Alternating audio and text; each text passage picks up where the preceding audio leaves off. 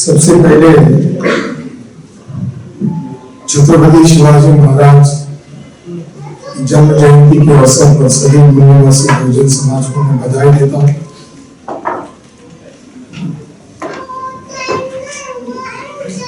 जो विषय हम लोगों ने यहाँ चर्चा के लिए रखा है, ये हर एक के मन में सवाल है कि जाट कौन है, गुर्जर कौन है, राजपूत कौन है, अहीर या जिन्हें आज यादव कहते वो है कौन। ये सवाल हर एक के मन में इसीलिए पैदा हुए कि इन जमातियों के बारे में इतिहास में सही सही बताने की बजाय उल्टा बताने का, गलत बताने का प्लान में काम हुआ।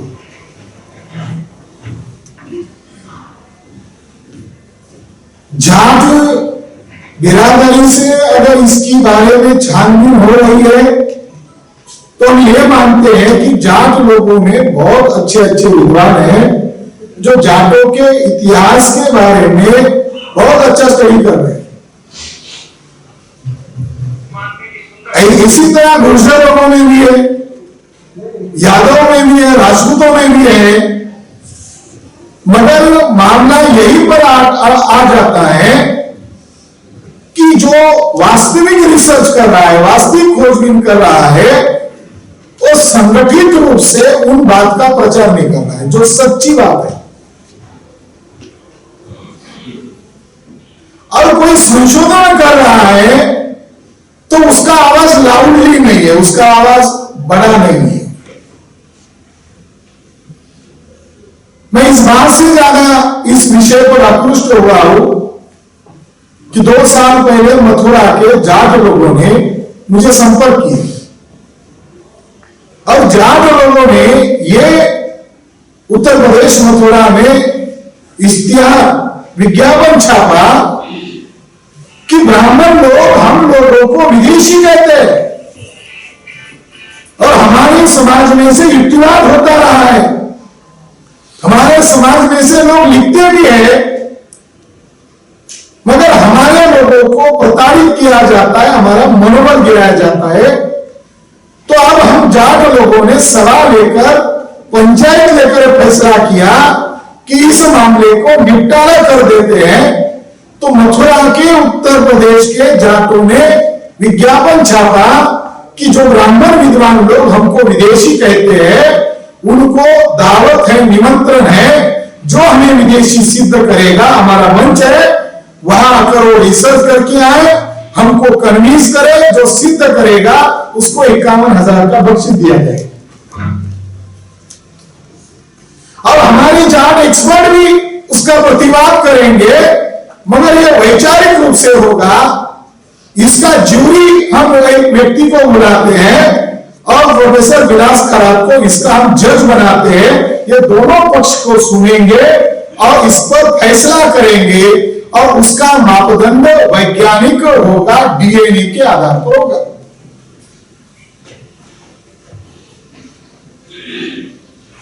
तो जाट भाइयों को मैंने कहा कि आपको हमारे ऊपर यकीन कैसे आ रहा है? तो उन्होंने कहा डीएनए फाइनल होता है, ब्राह्मण का डीएनए बताएगा ओरिजिनल कहाँ का है। तो आपने डीएनए के ऊपर रिसर्च किया तो आप हमारे बारे में भी सही सही बताओगे, ये आपको यकीन है। और मैंने उनको हाँ भर दी।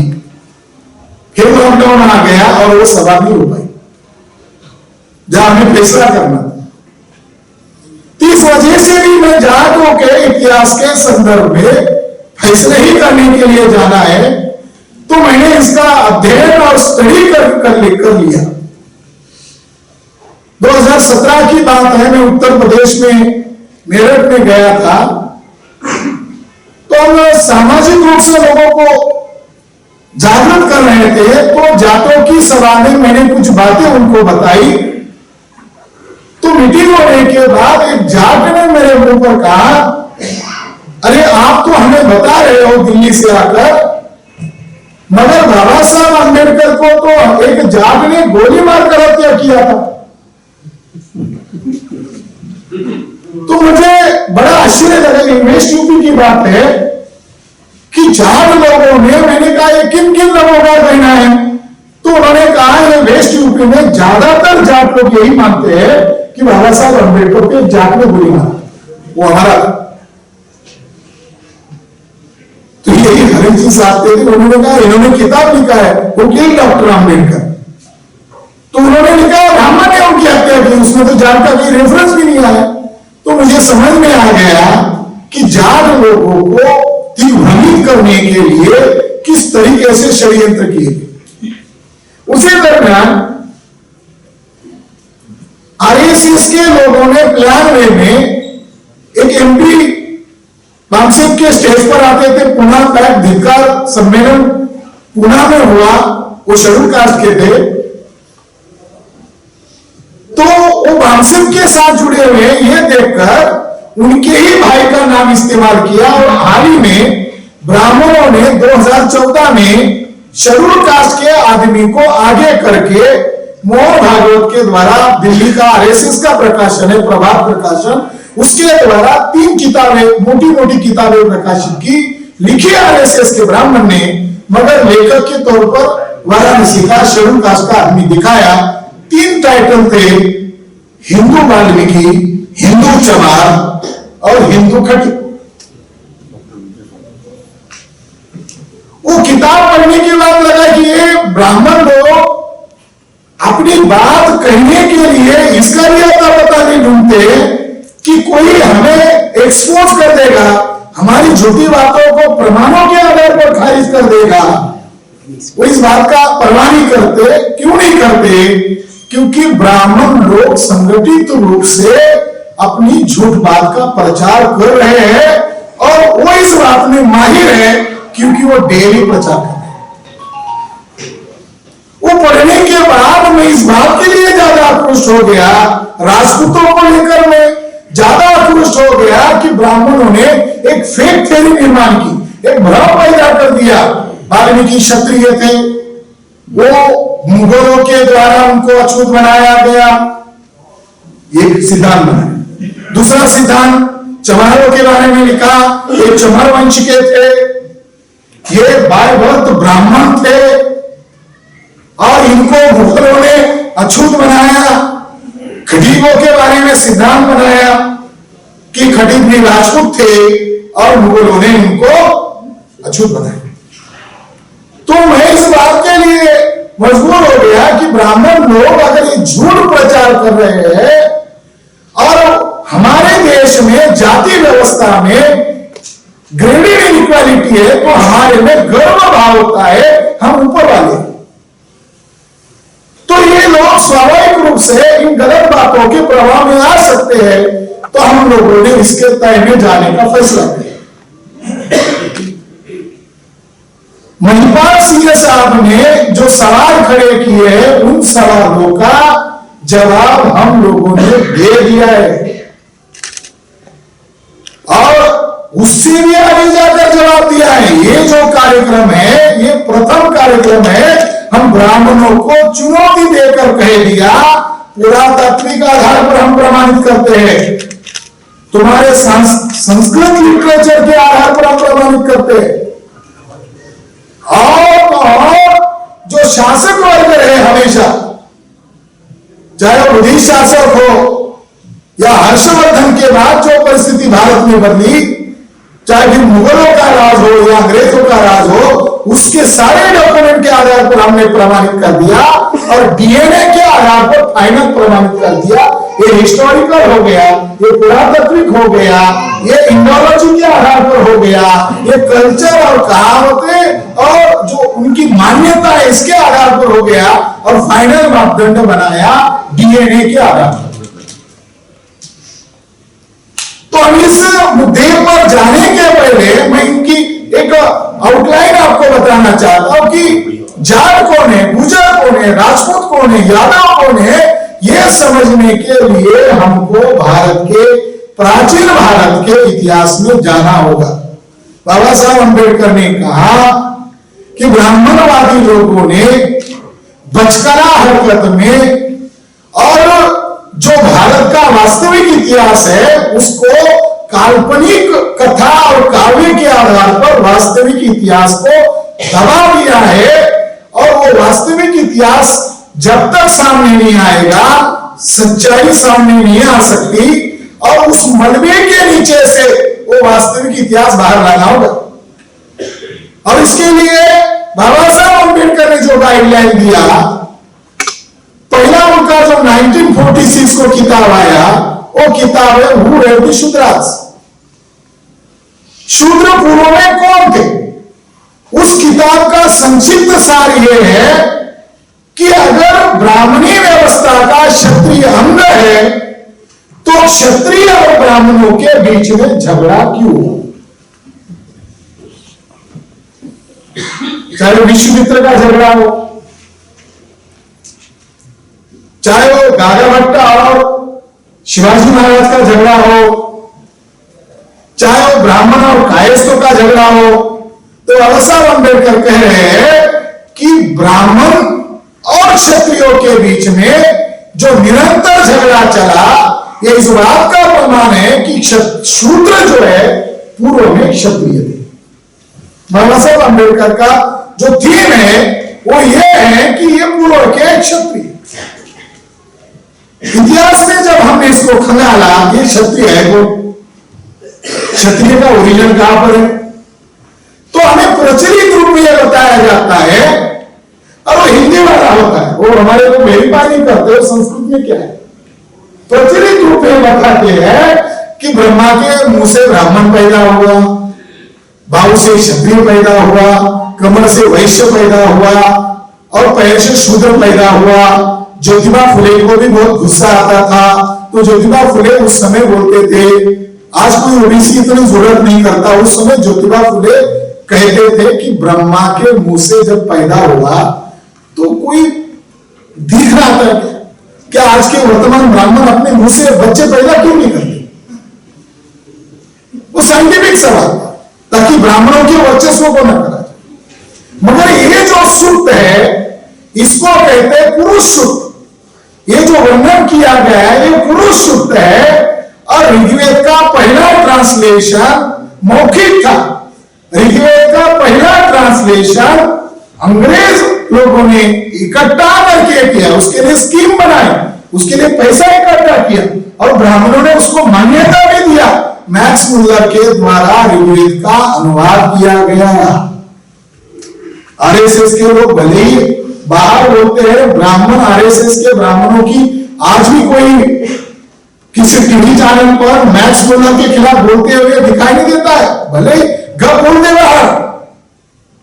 पहला लिखित टेक्स्ट आया मैक्स मुल्लर द्वारा। मैक्स मुल्लर ने ही जो ब्रिटिश अधिकारी इंडिया में पढ़ने के लिए आते थे, इनके लिए ईस्ट इंडिया कंपनी ने एक लेक्चरर सीरीज आयोजित की। उस सीरीज का टाइटल के रूप में आज बुक अवेलेबल है कि इंडिया से हमें अंग्रेजों को क्या सीखना चाहिए। इस लेक्चरर सीरीज में उसने कहा कि ऋग्वेद में लिखी गई सभी बातें ब्राह्मणों की है, ये मानना मूर्खता है। ऋग्वेद में ऐसे कई सारे शब्द है जो संस्कृत में इसके कोई अर्थ मालूम नहीं है। और मैक्स मुल्लर ने ही ऑन रिकॉर्ड कहा कि भारत का वास्तविक इतिहास बुद्ध धर्म से आपको पता चलता है। ब्राह्मणिकल लिटरेचर इसके लिए जमीनी हकीकत कुछ नहीं है, मगर बुद्धिज्म का लिटरेचर पूर्ण रूप से जब तक बाहर नहीं आएगा, आप ब्राह्मणिकल लिटरेचर से भारत का इतिहास नहीं जान सकते। ये बात नहीं बदलती। बाबा साहब अम्बेडकर का भी यही लाइन है कि जो आप दिग्भ्रमित हो रहे हो, इसका कारण है कि भारत में मापदंड क्या है इतिहास को ढूंढने का, जानने का। क्षत्रिय शब्द कहां मिलता है, हमने ढूंढ लिया।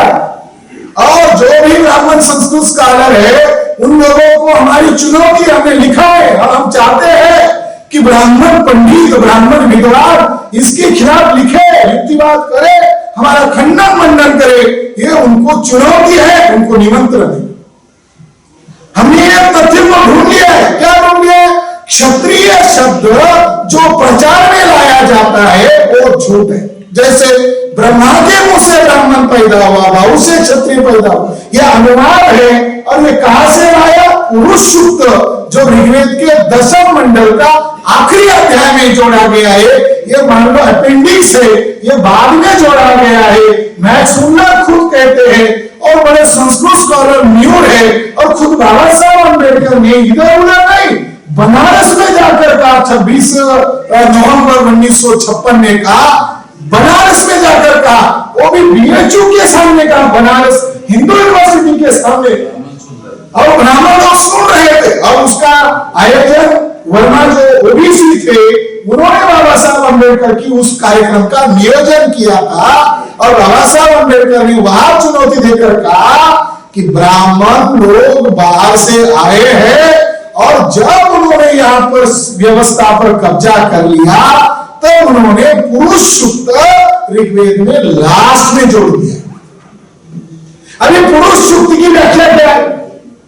ये पुरुष सूक्त में यह लिखा हुआ है, ब्रह्मा के मुंह से ब्राह्मण पैदा हुआ, ब्रह्मा के बाहु से क्षत्रिय पैदा हुआ। ऐसा संस्कृत में नहीं लिखा है, बल्कि क्या लिखा है? ब्रह्मा के बाहु से राजन्य पैदा हुआ। क्षत्रिय शब्द जो है, ब्राह्मण ऋग्वेद को सबसे ज्यादा प्राचीन मानते हैं।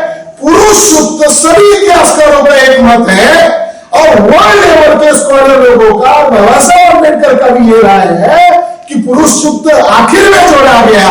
जो पुरुष सूक्त आखिर में जोड़ा गया है, उसके अंदर क्षत्रिय शब्द नहीं है, उसके अंदर राजन्य शब्द है। और लिटरेरी फॉर्म में क्षत्रिय शब्द अगर पहली बार कहीं मिलता है तो क्षत्रिय शब्द पाली लिटरेचर में मिलता है, और उसका प्रोनाउंसिएशन है खत्तीय।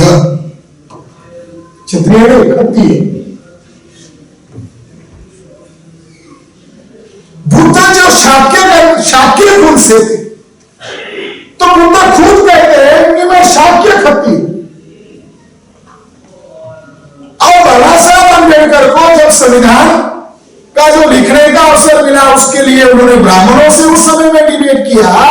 तो बाबा साहब अम्बेडकर के ऊपर उस समय संविधान सभा में भी, और आज दिल्ली के अंदर आरएसएस के लोग देश भर में प्रचार कर रहे हैं कि ये संविधान नकल है, ये वहां से उधार लिया, ये यहां से उधार लिया।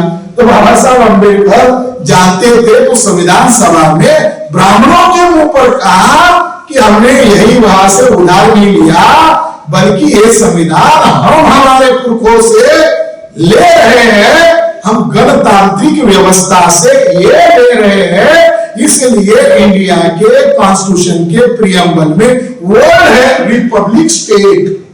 बाबा साहब अम्बेडकर ने कहा हम वहां की गणतांत्रिक व्यवस्था से ले रहे हैं। और गणतांत्रिक व्यवस्था के लोग कौन है? खत्तीय। खत्तीय क्या होते थे? खत्तीय शब्द से खेती शब्द बना हुआ, तो खत्तीय का मतलब किसान भी होता है। खत्तीय का दूसरा मतलब गणतांत्रिक व्यवस्था में क्या होता है? जो इलेक्टेड रिप्रेजेंटेटिव है और वो अपनी कम्युनिटी का, उनकी जो असेंबली होती है वहां वो रिप्रेजेंटेशन करता है। इसलिए शाक्यों की भी जनसभा थी, वज्जियों की भी जनसभा थी। और इंडिया में दुनिया के स्कॉलर ही नहीं, खुद बुद्ध कहते हैं कि मैंने संगठन बनाने का जो प्रेरणा लिया वो मैंने वज्जियों के गण संघ से लिया। तो बुद्ध खुद मान्यता देते हैं कि वज्जी लोग डेमोक्रेसी के जन्मदाता है। खत्तीय लोग है, खत्तीय निवासी शब्द है। अगर खत्तीय शब्द ब्राह्मणों की वर्ण व्यवस्था वाला शब्द होता तो ऋग्वेद में पुरुष सूक्त में क्षत्रिय शब्द आना चाहिए था। क्षत्रिय शब्द नहीं आया, तो इसका एक जवाब यह है कि पाली लिटरेचर ये अल्टरनेटिव हिस्ट्री है। ढूंढने का एक मापदंड है। हम लोग जैसे ये जो महिपाल सिंह जी जो लोग बोल रहे हैं कि महाभारत का समय कौन सा है, अरे बोबड़े को महाभारत का समय नहीं पता है। जस्टिस बोबड़े गोगरे को भारत का समय नहीं पता है। जस्टिस को जो बड़े बड़े सब न्यायाधीश रह चुके हैं, जस्टिस गोगरे ने ये बोला कि महाभारत, जस्टिस ने सीजे सब न्यायाधीश सीजे वो सब न्यायाधीश जो है उन्होंने यह अकल लगाई कि महाभारत इतना 1000-5000 साल पुराना है, जिसको आरएसएस के लोगों ने वहां पर साक्षीदार, पार्टी दोनों पार्टी की तरफ से एविडेंस के लिए साक्षीदार चाहिए, तो सुमीरा जायसवाल नामक व्यक्ति को आरएसएस ने अपॉइंट किया। वो स्कॉलर है हिस्ट्री की, एशियन हिस्ट्री की, तो उसने उसके किताब में लिखा कि महाभारत गुप्त काल में लिखा हुआ है, रामायण गुप्तोत्तर है, लिखा है। उछूते उसको महाभारत प्राचीन है महिपाल साहब, तो महाभारत के अंदर अशोक का मानने के बावजूद भी प्राचीनता है। मान लो 2000 साल है, मगर 2000 साल के पहले भी है ना, बात समझ समझिए, बराबर प्राचीन है। अरे यार आज से 1700 साल पुराना, काउंट करने के लिए प्राचीन ही माना जाएगा। 7 से 800 शताब्दी तक प्राचीन ही माना, 11वीं शताब्दी के बाद मध्यकाल काउंट हो जाएगा हमारे हिसाब से। भारत के लोगों को ईसा पूर्व कौन सा होता है और इसी सब कौन सा होता है ये भी नहीं बताया जाता। ब्राह्मण लोग इतना जटिल इतिहास लिखते हैं, जब हम स्कूल में पढ़ते हैं तो एडी क्या है और बीसी क्या है यही समझ में नहीं आता। मुंबई में आने के बाद हमको इतिहास का इंटरेस्ट बढ़ गया। हमको पहले भी बहुत कठिन लगता था, फिर क्यों जानबूझकर न समझने वाला लिखा जाता। तो इतिहास में यह तय हो गया, महाभारत में 137 बार बुद्ध का जिक्र है। अगर महाभारत 5000 साल पुराना तुम बता रहे हो, तो महाभारत में अगर बुद्ध का जिक्र है तो हिस्टोरिकल रूप से बुद्ध का जन्म 5000 साल पहले होना चाहिए। अगर महाभारत में 137 बार बुद्ध का जिक्र है, अगर रामायण में 16 बार बुद्ध का जिक्र है, तो फिर इसका पीरियड कौन सा निकलना चाहिए? रामायण में शक का जिक्र है, हुन का जिक्र है, कुषाण का जिक्र है, पल्लव का जिक्र है, तो शक कुषाण पल्लव 5000 साल पहले होनी चाहिए। ब्राह्मण लोग जो है जो गप कर रहे हैं, केवल इंटरटेन कर रहे, केवल कार्टून की बातें प्रचार कर रहे, हिस्टोरिकल आधार पर ब्राह्मणों के पास पुरातात्विक आधार नहीं है। इंडस सिविलाइजेशन में ब्राह्मण लोग कैसे विदेशी सिद्ध हुए? इंडस सिविलाइजेशन का उत्खनन 1922 में हुआ, 1928 में रिपोर्ट पब्लिश हुआ। इंडस सिविलाइजेशन आज संयुक्त भारत, उस समय का पाकिस्तान अभी नाम पड़ा, उस समय का जो संयुक्त भारत था वहां पर वो है, और आज पाकिस्तान में है, वहां पर एक भी यज्ञशाला, यज्ञ का अवशेष नहीं मिला, घोड़े का अवशेष नहीं मिला।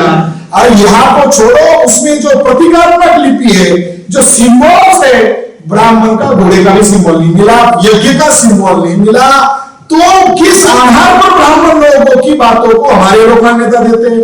जान गुजर राजपूतों का सत्यानाश किस वजह से हुआ है वो मैं बताने के लिए किताब लिखा।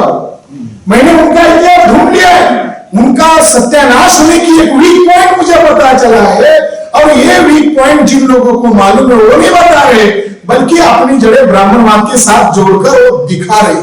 मैं आपको ये बता रहा था कि क्षत्रिय शब्द ही प्राचीन शब्द है। इसका प्रमाण बुद्ध के हिस्टोरिकल डायलॉग में जो सूक्त कहा जाते हैं, और सूक्त इतने प्राचीन है कि अशोक के पूर्व ही इसका संकलन किया था। इसलिए सम्राट अशोक ने कितने स्तूप बनाए, तो उसने भी राउंड अबाउट नहीं बनाए, उसने उतने ही स्तूप बनाए जितने बुद्ध के द्वारा सूक्त बोले गए, लिखे गए या लोगों को प्रचार में लाए। तो अशोका ने 84,000 स्तूप क्यों बनाए? क्योंकि बुद्ध ने ऐतिहासिक लाइफ में 84,000 सूक्त का निर्माण किया, प्रचार में किया, इसीलिए उतनी ही बनाए। ये आर्कोलॉजिकल ध्यान करें। वो 1 लाख भी बना सकता था, 84,000 क्यों बनाए? गीता लिखने वालों को मालूम था कि बुद्ध ने 84,000 स्तूप बनाए, क्योंकि अशोका ने 84,000 स्तूप बनाए। तो गीता लिखने वाले ब्राह्मणों को मालूम था, तो ब्राह्मणों ने क्या कर दिया? तुम ब्राह्मण की नहीं मारोगे तो तुम 84 लाख योनि में चले जाओगे।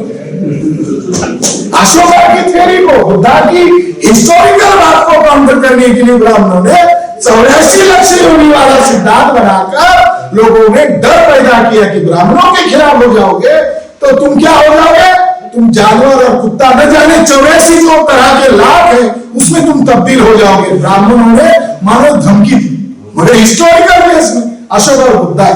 क्षत्रिय शब्द का डिबेट हुआ, अम्बट्ट सूक्त नामक सूक्त है जिसमें अम्बट्ट तथागत को मिलने आता है, अम्बट्ट ब्राह्मण होता है और अम्बट्ट ब्राह्मण बुद्ध को डिबेट में हराने के लिए आता है और वो कहता है मैंने ये सुना है कि तुम बुद्ध हो और तुम्हारी बॉडीज पर जो है 32 लक्षण बुद्ध के है, ऐसा समाज में चर्चा हो रही है और मैं तुम्हें देखने के लिए आया हूं। और 31 लक्षण को देख लेता है मगर 1 लक्षण दिखाई नहीं देता, तो बुद्ध बोलता है मेरा दांत का लक्षण है, अब अंदर है, तुम्हें कैसे दिखाई देगा? डिबेट आगे चलती है, वो हिस्टोरिकल आधार है, वो डिबेट आगे चलती है। तो अम्बेडकर बुद्ध को कहता है कि तुम क्षत्रिय शाक्य लोग, हम ब्राह्मणों को कीमत नहीं देते। तुम क्षत्रिय शाक्य लोग, हम ब्राह्मणों को कीमत नहीं देते, तुम हमें अभिवादन नहीं करते, हम ब्राह्मण होने के बावजूद तुम हमें पूजते नहीं है। तो बुद्ध ने उसको जवाब दिया क्यों पूजे, क्यों अभिवादन करे? कोई भी व्यक्ति जन्म के आधार पर श्रेष्ठ नहीं होता, कर्म के आधार पर श्रेष्ठ होता है। अगर क्षत्रिय शाक्यों का वर्तन उनके अच्छे आचरण से है तो ब्राह्मणों से क्षत्रिय श्रेष्ठ है, यह मैं पक्ष का हूं। तो उनका डिबेट होता है, बड़ी घमासान होती है और दुनिया के स्कॉलर लोग क्षत्रिय और ब्राह्मणों का कैसे डिबेट एशियन इंडिया में चला इसका आधार लेते हैं अम्बट्ट सूत्र का।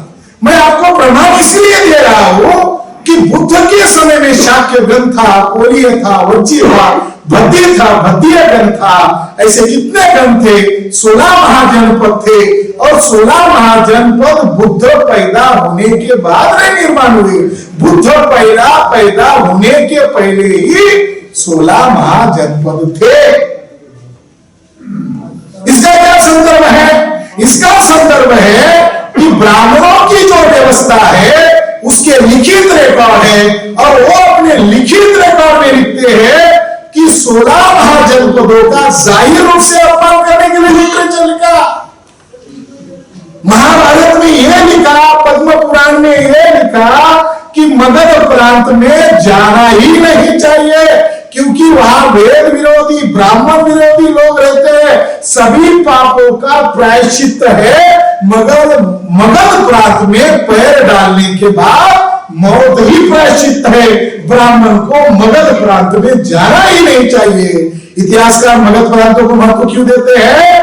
मगध में क्रांति का निर्माण हुआ और मौर्य जैसा साम्राज्य प्राचीन भारत में पैदा हुआ जिसका नामो निशान आज भी दुनिया वाले नहीं मिटा पा रहे हैं और पूरे दुनिया में वो फैल चुका।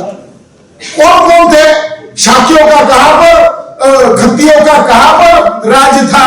तो सम्राट अशोक ने लिखित रूप में लिख दिया कि मेरा साम्राज्य कहां तक है, तो मेरे इलाके के दूसरे साइड में एंटियोगोस राज्य करता है, दूसरे साइड में एक राजा राज्य करता है, मगर मेरा राज्य साउथ में केरल तक है, मेरा राज्य की सीमा सभी तरफ है। तो सम्राट अशोक का लिखित रिकॉर्ड है कि उसका साम्राज्य की सीमा कहां तक थी। मगर ब्राह्मण लोगों ने क्या किया?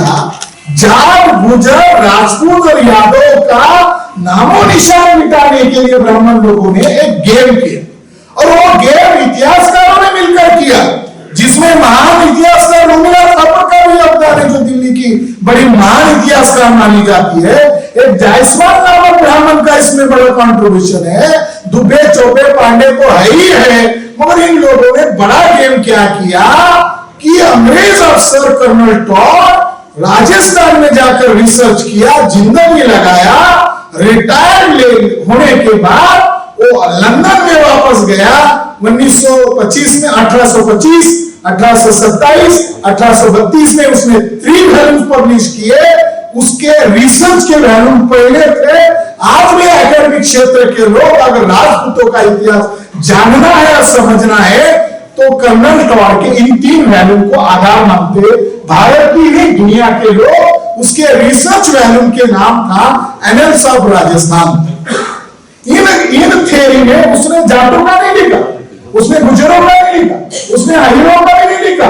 उसने केवल राजपूतों के संबंध में एक हाइपोथेसिस जताया और हाइपोथेसिस गलत है। आज तक राजपूत झगड़ रहे थे, मगर राजपूत लोगों में वो संगठित रूप से कोई ताकत नहीं दिखाई दे। या जैसे ब्राह्मणों की संस्थाएं हैं वैसे राजपूतों के पास कोई संस्था नहीं, इंडिविजुअल काम कर रहे हैं। तो आज हमने दावे से कह रहे हैं कि कर्नल टॉड की थ्योरी एक जाल था, एक हवा। उसने हाइपोथेसिस जताया कि पर्दा पद्धति, सूर्य पूजा, राजा या क्षत्रिय मरने के बाद, राजपूत मरने के बाद उसकी महिला का जोहर होना यानी सती जाना, और नाग की पूजा, ट्री वर्शिप, सूर्य पूजा, ये इन लोगों में दिखाई देती है। इसका मतलब ये सिंध प्रांत से यहां माइग्रेट होकर आए हुए लोग हैं। इसके लिए उसने शब्द प्रयोग किया। हम लोग केवल बौद्धिक पांडित्य सिद्ध करने के लिए किताब नहीं लिख रहे, हम लोगों ने भाग लिया, उनकी चाल को समझ लिया है कि वो क्या क्लेम करना चाहते हैं। ये मान लो हम जाट, गुजर, राजपूत, यादव के वकील बनकर आज खड़े हैं।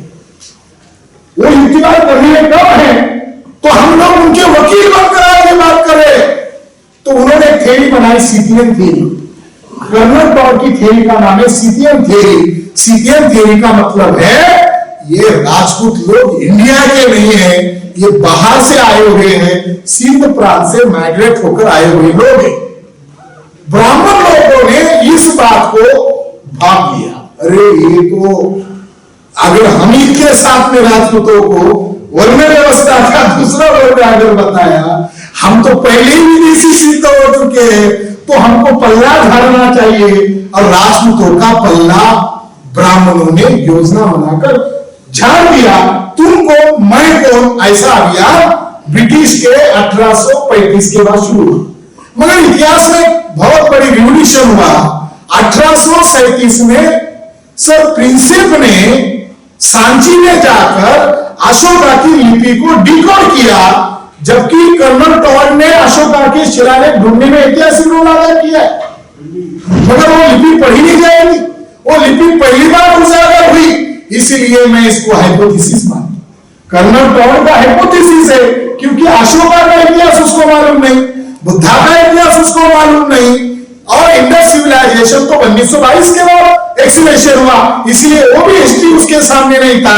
मगर ये हाइपोथेसिस को हवा देने का काम तथाकथित जो आजादी का आंदोलन शुरू हुआ, इस तथाकथित आजादी के आंदोलन में बाबा साहब अम्बेडकर अपने लोगों की हक की लड़ाई लड़ रहे हैं, बैकवर्ड क्लास की तरफ से अपने हक की लड़ाई लड़ रहे हैं, और उसमें भी सेपरेट इलेक्टोरेट का राइट मांगा जा रहा है। हम ब्राह्मणी सिस्टम का हिस्सा नहीं है, ये डिमांड की जा रही है। तो ब्राह्मण लोगों ने देख लिया, अगर जाट भी ये डिमांड कर ले, अगर बैकवर्ड कास्ट की भी डिमांड मानने की जाए, अगर ये सभी लोगों की डिमांड मानने की जाए, मुसलमान और सिख तो सेपरेट थे, मगर ये बाकी लोगों की अगर डिमांड मानने की गई तो इससे ब्राह्मणों का बहुत बड़ा नुकसान हो सकता है।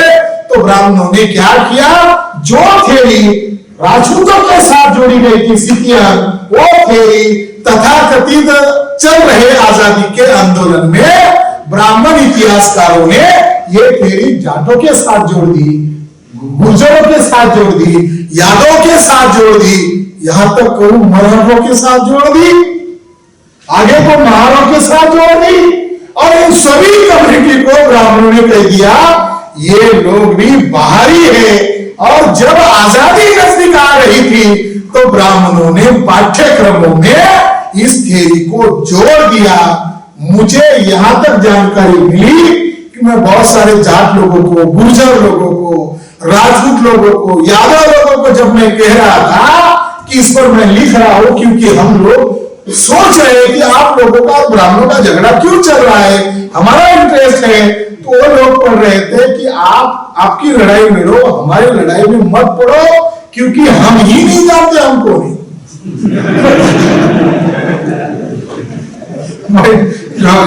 महिपाल सिंह साहब ने कहा, सर अरे मैं बहुत घूम रहा हूं गुर्जर लोगों में, अगर आपने सिद्ध किया तो बहुत अच्छा होगा, मेरे लोग भी नहीं मानते। उन्होंने कहा हम लोग पहुंच गए। जज साहब ने कहा अरे हम लोग डर के मारे सिटीनियन है, मैं जज हूं, हम सिटीनियन है, ये लोग हमको बताते, मैंने खुद पढ़ा तो हम मुंह छुपा कर गए थे, हम ये तो ताकि हम सिटीनियन ना हो।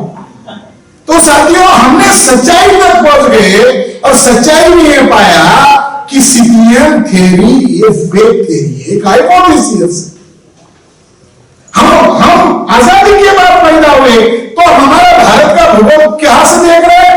जम्मू कश्मीर से नीचे का भारत हमारा भारत, हम ऐसा माने।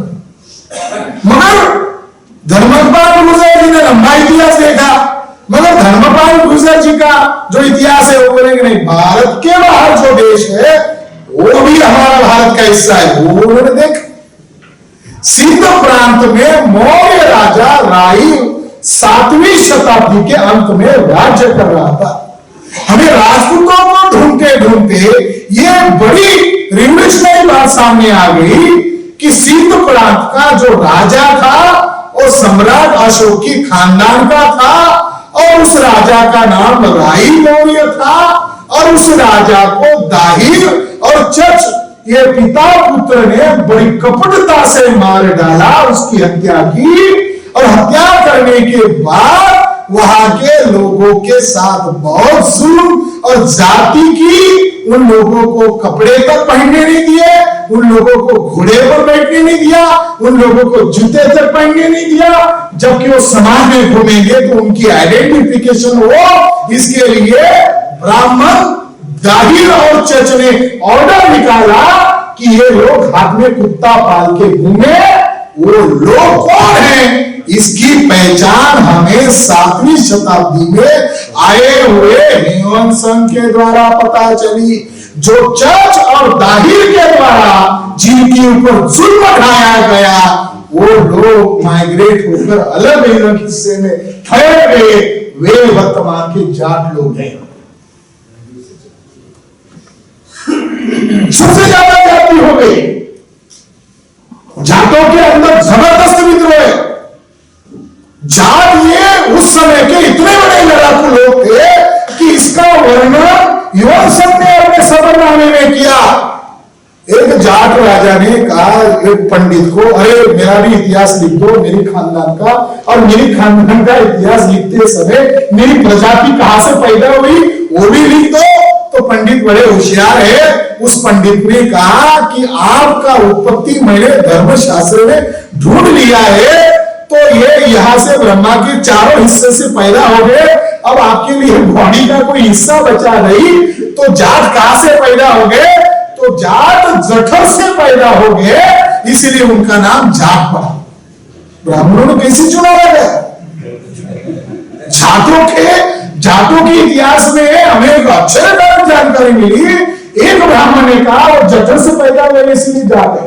एक पंडित ने, जो सेंसस हो रही थी 1881 में, और ब्रिटिश अधिकारी जो था उसने वेस्ट यूपी और उत्तराखंड में घुमा और जाट लोगों को मौखिक जानकारी पूछी कि आप लोगों का जाट नाम कैसे पड़ा?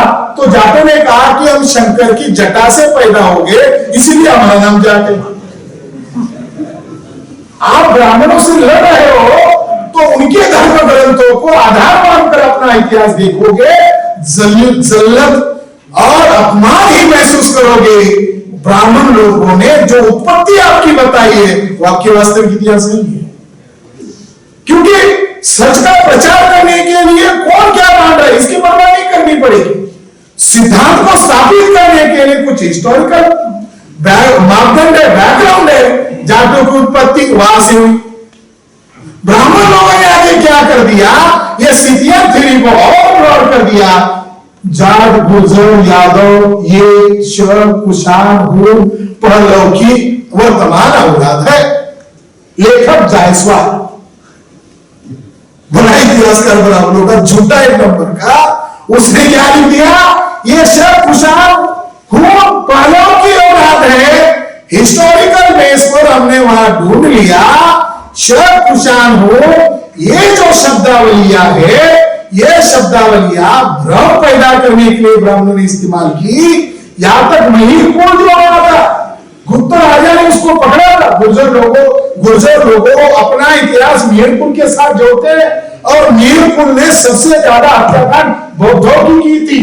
और जब गुप्त राजा ने उसको पकड़ा और उसको अवसर था मारने का, तो गुप्त राजा बुद्धिस्ट था, उसने उसकी मां के कहने पर उसको रिहा कर दिया, मारा नहीं।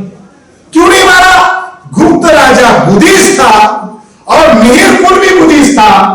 सिद्ध प्रांत के ब्राह्मणों ने उसका दिमाग चौपट कर दिया और उसका अपमान कर दिया एक भिक्खु के द्वारा जो अज्ञानी था। उसका बदला लेने के लिए मीरपुर ने द्वेष भावना से कत्लेआम किया, मगर वो ओरिजिनल हिस्टोरिकल बेस पर बुद्धिस्ट था। जाट, गुर्जर, यादवों को सितियन थ्योरी में डाल देने से अब बड़ी गड़बड़ हो गई। सिंध प्रांत भी बुद्धिस्ट था। सिंध प्रांत में हत्याकांड होने के बाद वो समुद्र के मार्ग से वल्ली में घुसे, गुजरात में। गुजरात में बड़ा हिंसा कांड किया।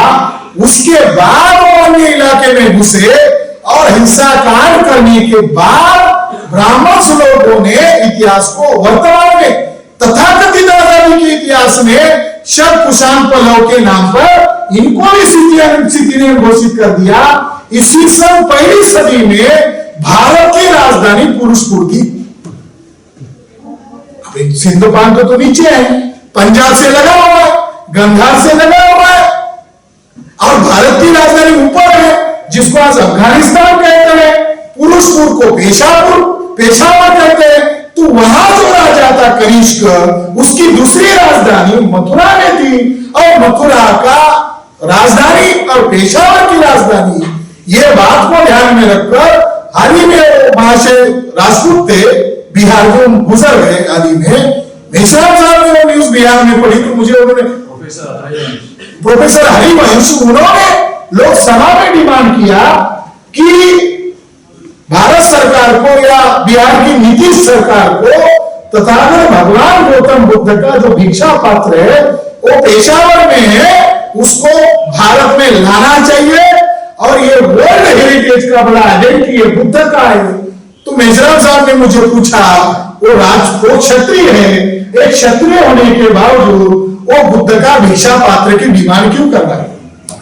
हमें ढूंढना होगा, ऐसा क्यों कर रहा है? तो साथियों, सितियन थ्योरी में भांडारकर में जाटों को विदेशी का है। आपको इतिहास करना है तो ब्राह्मणों से करना हो, गुर्जरों को सितियन का, यादवों को सितियन का। सितियन का सीधी सरल भाषा में अर्थ होता है भारत के न रहने वाले, यानी बाहरी लोग। मगर एशियन इंडिया में पता चला, जब ब्राह्मण लोगों ने इतिहास लिखा तो ब्राह्मण लोगों ने वो शब्द छल किया। तो सम्राट अशोक का आखिरी छोर जो अफगानिस्तान के बाहर है, उसके बारे में ब्राह्मण लोग लिखते हैं। ग्रीक प्रांत के लोगों को ब्राह्मण लोग इतिहास में लिखते हैं, वो यमन लोग थे। ब्राह्मण लोग क्या लिखते हैं? यमन लोग थे। इटली का विरागी बड़ा हिस्टोरियन है, और जिसको आज ब्राह्मण लोग ज्यादा करते हैं, वो आर्कोलॉजिस्ट है। इसने सभी ब्राह्मणों की एक जबरदस्त स्टोरी पकड़ी, और जिसके आधार पर हम शक, कुषाण या हमारे जाट, गुर्जर, यादव का इतिहास समझने में हमको आसानी हुआ। अशोका के शिलालेख में यवन नाम का शब्द ही नहीं है। ब्राह्मणों ने क्या गड़बड़ी किया? हमारे लोगों को ऊपर का इतिहास मालूम ही ना पता चले। कंबोज एक कम्युनिटी जनपद है, मद्र एक जनपद है, और ये जो जनपद है इसी इलाके में जाट गुर्जर रहते। तो ये जो यवन शब्द है, ये यवन शब्द था ही नहीं। यवन शब्द का संस्कृत भाषा में अर्थ क्या बताया ब्राह्मणों ने मालूम है? यवन शब्द का अर्थ है गंदे लोग। यवन शब्द का अर्थ है गंदे लोग।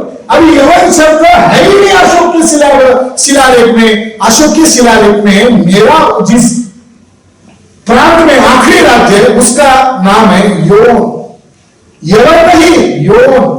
पाली भाषा में योन है। ब्राह्मणों ने क्या कर दिया, वो हिस्सा हमारा ही ना लगे, वो इसका भारत के इतिहास से डिस्कनेक्ट हो जाए, इसके लिए योग शब्दों को क्या करते, यवन। अब ये प्लान मैंने किया और ब्राह्मण इतिहासकार ने किया। तो साथियों मैं ये बात आप लोगों को बता रहा हूं कि जाट, गुजरात, यादव, ये लोग, राजपूत लोग, ये हमारे लिए विदेशी लोग नहीं है। और सिथिनियन थ्योरी फेल है। सिथिनियन नाम के कोई प्रांत नहीं है और सिंध प्रांत ये भारतीय हिस्सा है। और इंडस सिविलाइजेशन के द्वारा वो जो बातें सामने आई, इंडस सिविलाइजेशन में 4 प्रमुख बातें सर जॉन मार्शल ने अपने 2 रिपोर्ट में प्रकाशित की। पहली बात है, इंडस सिविलाइजेशन में स्नेक वर्शिप है, नाग की पूजा है, उसको खास बात नजर आई। और उसने इसके ऊपर रिमार्क किया, नाग पूजा ये भारत में कितनी पुरानी है। तो सर जॉन मार्शल कहते हैं जब ब्राह्मण भारत में आए ही नहीं थे उससे ज्यादा पुरानी है। और जो स्नेक वर्शिप करने वाले लोग हैं उन्हीं को संस्कृत लिटरेचर में पढ़ी कहा है, ये इस बात का प्रमाण है। जो यादव लोग अपने आप को अहिर कहते थे, आज यादव कह रहे हैं। संस्कृत भाषा में ऋग्वेद में लिखा है कि इनके बड़े बड़े नगर होते हैं, उन लोगों को अहिर कहा जाता है, यानी नाग कहा जाता है। संस्कृत में नागों के लिए शब्द अहि है, दूसरा शब्द पनी है। तो जॉन मार्शल ने पहली बार ढूंढी कि ये स्नेक वर्शिप करते, दूसरी बार ढूंढी ये ट्री वर्शिप करते, ये वृक्ष पूजा करते, और तीसरी बार ढूंढी ये सन वर्शिप करते। साथियों ये जो कल्चर है इसका ब्राह्मणिकल लिटरेचर में कहीं पर भी नामो निशान नहीं है। वृक्ष पूजा ब्राह्मणों की नहीं है, नाग पूजा ब्राह्मणों की नहीं है, सर्वशिप ब्राह्मणों का नहीं है। तो हमारी नदी पूजा, एक पूजा है नदी पूजा। बिहार में एक नदी के अंदर महिला उतरकर सूरज की पूजा करती जिसको छठ पूजा कहा जाता है, वो मुल्ता बुद्ध पूजा है। जो आज यादव अपने आप को यदु कहते हैं, तो ग्रीक लिटरेचर में इसका प्रमाण मिला कि बुद्ध का नाम एक अपोलो है। बुद्ध का नाम अपोलो, उनकी बात है। और बुद्ध का दूसरा नाम है सूरज। तो बुद्ध का एक नाम पाली लिटरेचर में ये मिला, अमिताभो। एक नाम है अमिताभ। अमिताभ यानी जिसकी ज्ञान प्रकाश सर्वदूर तक फैला है, जिसने अंधकार को मिटा दिया है, यही नाम बुद्ध का औध था। औध से अयोध्या बना, औध से यदु बना। भारत में सूर्य पूजा तमाम देशों में, अलग अलग राज्यों में, गांव देहातों में भी। मेरे पिताजी को मैं देखता था, वो स्नान करते थे, पानी ऐसा डालते थे और सूरज की तरफ ऐसा वंदन करते थे। पुराने लोगों को पूछ लो, वो सूरज की पूजा करते थे। तो सूरज पूजा मूल्यवासी की पूजा है, नाग पूजा मूल्यवासी की पूजा है, नदी पूजा मूल्यवासी की परंपरा है। अंग्रेज लोग इतने आक्रुष्ट हो गए जब उत्खनन हुआ, मिट्टी के अंदर सब बातें निकल कर आई। जो सांची का गेट था, तो एक महिला पेड़ को पकड़े हुए खड़ी है, नाग का चिन्ह है, बुद्ध के सर पर नाग का चिन्ह है। तो अंग्रेज लोगों ने, एक आदमी ने तो किताब का टाइटल रखा tree worship and serpent worship, केवल इतना ही। भारत में नाग पूजा क्यों की जाती? तो मैं ये जो 4 प्रतीक बता रहा हूं, कर्नाटक के समय उत्खनन नहीं हुआ है, 1922 में उत्खनन हुआ है। और यह परंपरा केवल राजपूतों में नहीं पाई जाती, यह परंपरा तमाम जो आज बैकवर्ड कास्ट के लोग हैं इनमें सभी लोगों में पाई जाती है। तो इतिहासकार लोगों का मानना है कि भारत का इतिहास नाग बनाम ब्राह्मणों का इतिहास है। हम लोग क्षत्रिय पर खुश होने वाले नहीं, या हमें क्षत्रिय कहने के लिए ढिंडोरा पीटने के लिए हमने नहीं लिखा। हम पहले उनके एशियन हिस्ट्री में गए तो एशियन हिस्ट्री में पता चला कि हमारे पुरखों का इतिहास नाग लोगों का इतिहास है, और बुद्ध भी अपने आप को नागवंशी कहते हैं। और जब अंग्रेज लोगों को बुद्ध का एक स्तूप ओपन किया जो नेपाल एरिया में था, तो उसके अंदर जो उसकी मंजूषा मिली, उसकी अस्थि कलश मिला, तो उसके अस्थि कलश में नाग की सोने की मूर्तियां, छोटी छोटी मूर्तियां मिली, और उसके अंदर पाली शिलालेख लिखा था कि यह स्तूप किसने बनाया? बुद्ध का जो भाई था महानाम, इसने बनाया। तो नाग और बुद्ध का रिलेशन क्यों है? क्योंकि बुद्ध के पहले जो इंडस सिविलाइजेशन है वो नागों की परंपरा का है। इतना बड़ा रिवॉल्यूशन हो गया है, इतनी बड़ी बातें सामने आ गई है। एक लेओमेयर नामक एक फॉरेन स्कॉलर है जिसको अभी तक कोई चुनौती नहीं है, और वो किस बात पर रिसर्च कर रहा है? भारत में मूल निवासी संस्कृति की खोज। हम लोग एससी एसटी ओबीसी को मूल निवासी बता रहे, तो हमारे लोग बोलते हैं मूल निवासी क्या है?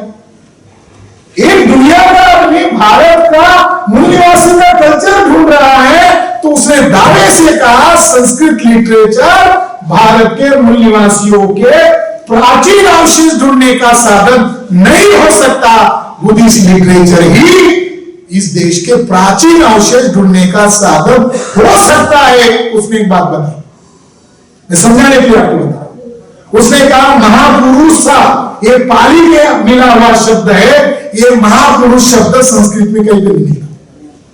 बुद्ध की महापुरुष की घोषणा जिस व्यक्ति ने की, उस व्यक्ति ने कहा इसके 32 लक्षण है, ये कल्पना मात्र नहीं है, बल्कि जो विदेशी आक्रमणकारी ब्राह्मणों ने हमारी महान नाग संस्कृति को नष्ट किया, तो संस्कृति अपने आप नष्ट नहीं होती। उसी संस्कृति के माइग्रेट हुए लोग अलग अलग जगह पर जाकर अपनी कल्चर को निर्माण किया, उसका नगरों का निर्माण किया। उसका भौतिक आधार है 16 महाजनपद और महापुरुष और चक्रवर्तीय संकल्पना अवैधिक है।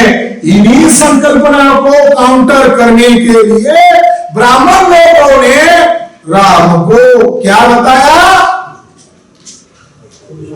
पुरुषोत्तम। महापुरुष कौन से बुद्ध है? और अंग्रेज और स्कॉलर लोगों ने कहा है केवल मूल्यवासी कॉन्सेप्ट है, और इसके साथ बुद्ध के पूर्व का जो समाज है उसके अंदर ये खाव है, जैसे हमारे अंदर खाव है। हम एक लॉजिकल गोल लेकर काम कर रहे हैं कि आज हम भले ही ब्राह्मणवादी व्यवस्था के गुलाम हैं, मगर हम आने वाले जनरेशन को ब्राह्मणों के गुलाम नहीं रखेंगे, हम आजाद हो जाएंगे। जैसा ये हमारा भाव है, उसी समय बुद्ध के पूर्व के समाज का भाव था। महापुरुष उसका कॉन्सेप्ट है, लोगों ने डिक्लेयर किया ये महापुरुष है, तो उसको काउंटर किया रामायण में। बुद्ध को दूसरा उद्घोषणा हुई असित मुनि के द्वारा, ये चक्रवर्ती होगा, चक्रवर्ती होगा। ये कॉन्सेप्ट को गुप्तोत्तर काल में ब्राह्मणों ने पांडव का जो प्रथम नायक है उसको क्या कहा?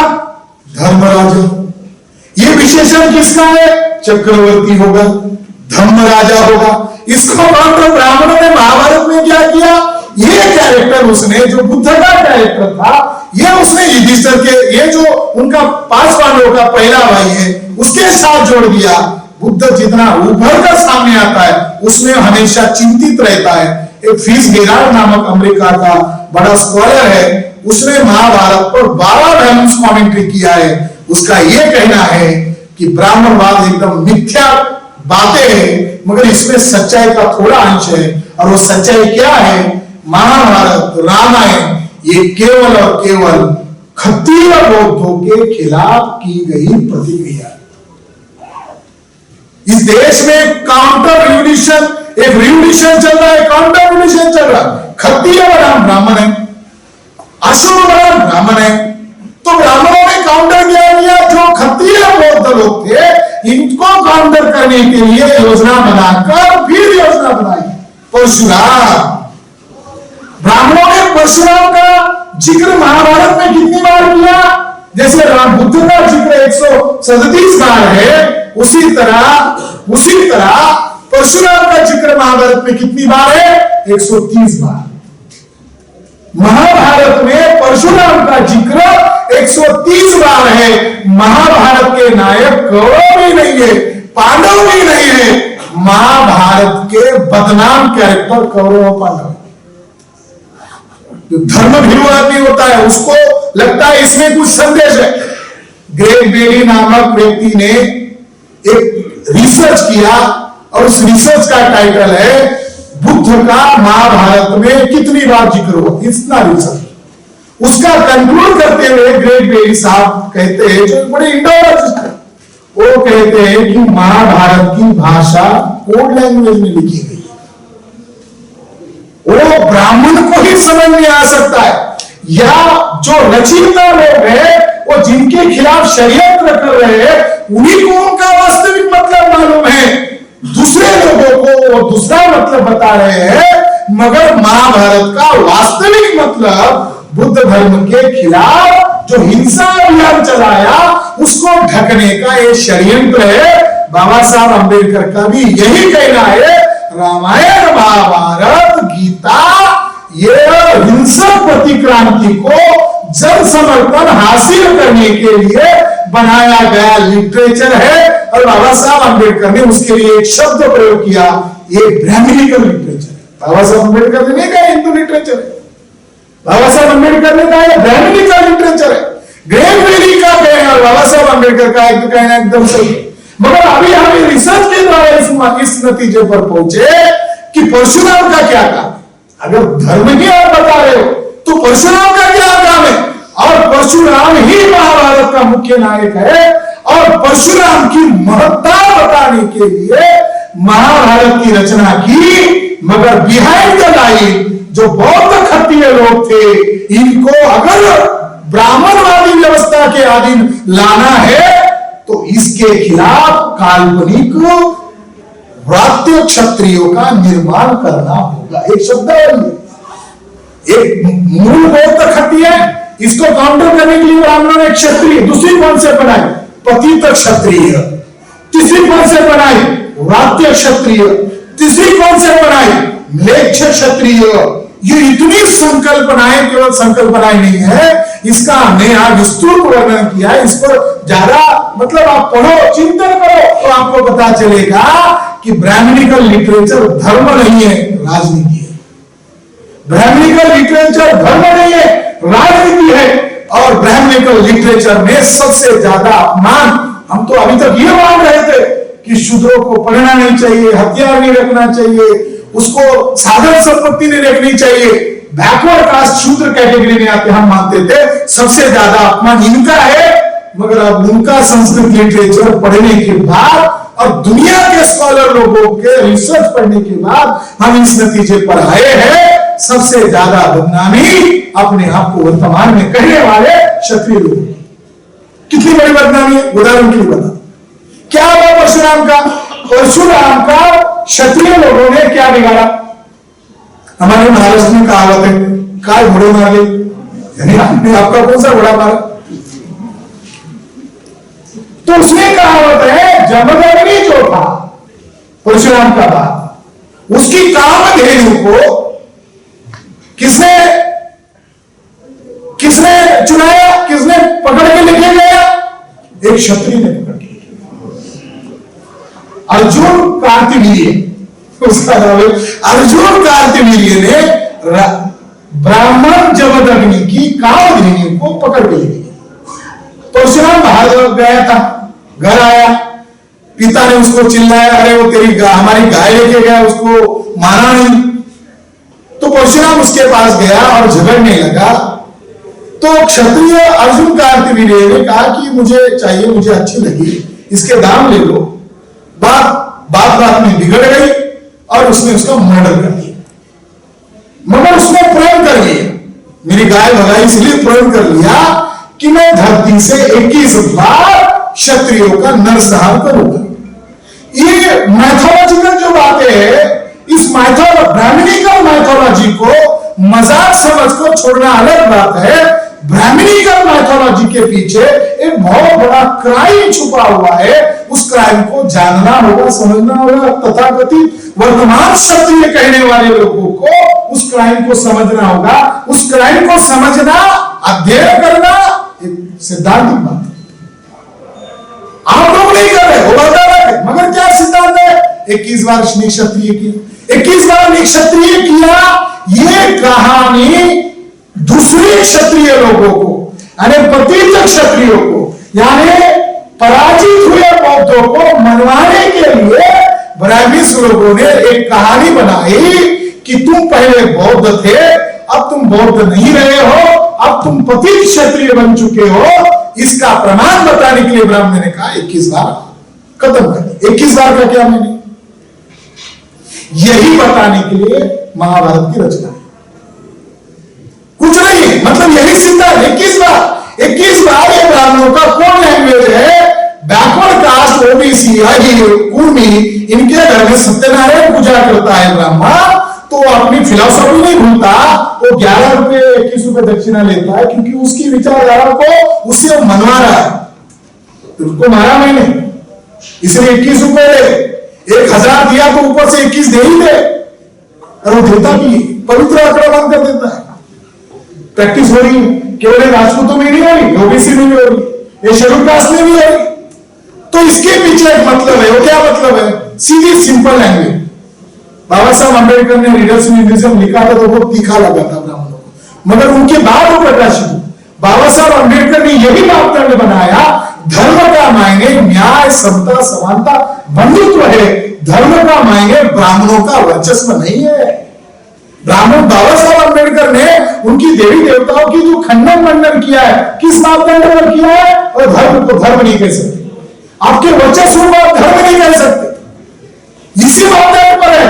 केवल नुक्ताचीनी करना या टीका टिप्पणी करना इस आधार पर नहीं किया। सीधी लैंग्वेज में बता, ब्राह्मणों ने क्षत्रियों को नैतिक पात्र नहीं दी, जिसको आज धर्म ग्रंथ कहा जाता है। वो नैतिकता के आधार पर अगर परीक्षण करें तो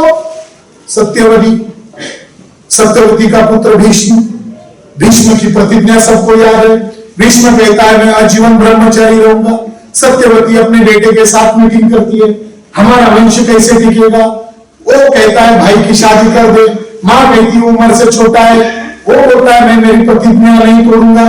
इसके लिए वो लड़कियों को ढूंढता है। 3 लड़कियां मिल जाती है, अंबालिका, अंबिका, इनको भगा ले आता है। एक को छोड़ देता है क्योंकि उसका दूसरे के साथ प्यार चल रहा है, एक को फ्री कर देता है। 2 लिया, 2 की शादी अपने भाई के साथ कर देता है। शादी होने के बाद 2 साल में मर जाता है। रामायण की स्थूल का पात्रों का परिचय, मर जाता है। मरने के बाद निसंतान रहता है। तो मां यानी भीष्म की मां कहती है हमारा वंश तो निर्वास हो जाएगा, तू तो प्रतिज्ञा तोड़ने वाला नहीं। तो भीष्म कहता है कि विप्रों ने, ब्राह्मणों ने ऐसे समय में ये कहा है कि अगर क्षत्रियों को निसंतान मर रहा है तो उसके लिए प्रावधान है कि वो ब्राह्मण के द्वारा संतान को पैदा करे। और वो संतान पैदा करने के लिए व्यास के पास भेज दिए। वो पहली औरत जाती है, उसके द्वारा वो काला कलूटा एकदम विकृत होता है, वो बेहोश होकर गिर जाती है। इस अवस्था में वो समागम करता है, उससे उसको एक बच्चा पैदा होता है, वो पैदाइश पैदा होता है। ये कैरेक्टर क्षत्रियों का कैरेक्टर, मगर किसके द्वारा पैदा किया? ब्राह्मणों ने ये कॉन्ट्रैक्शन किया है। आप इसको मनोरंजन की कथा मत समझो, आप इसको भसना करने वाली कथा मत समझो। इसके पीछे जबरदस्त लड़ाई है क्षत्रियों का अवमान करना। पहला बच्चा अंधा पैदा हुआ, दूसरे औरत भेजी, डर के मारे बेहोश हो गई, सफेद पड़ जाने कहावत है, मैं तो सफेद पड़ गया, सफेद हो गई तो डर गई, ज्यादा डर गई, उसको बच्चा हुआ तो बचपन से ही उसको पंडु रोग हो गया, इसलिए उसका नाम पांडव रखा। तीसरी को भेजना चाहती थी, तीसरी बार सास, तो उसने कहा मैं नहीं जाती। मां को तो, सास को तो मना नहीं कर पाई, अपनी दासी को भेज दिया, उससे एक बच्चा पैदा हुआ, उसका नाम विदुर है। दासी पुत्र बोलते, वो चर्चा है उनका। तो 3 कैरेक्टर पैदा हुए। यही तो कैरेक्टर है कौरव पांडव। ये कैरेक्टर कहां से पैदा हुए?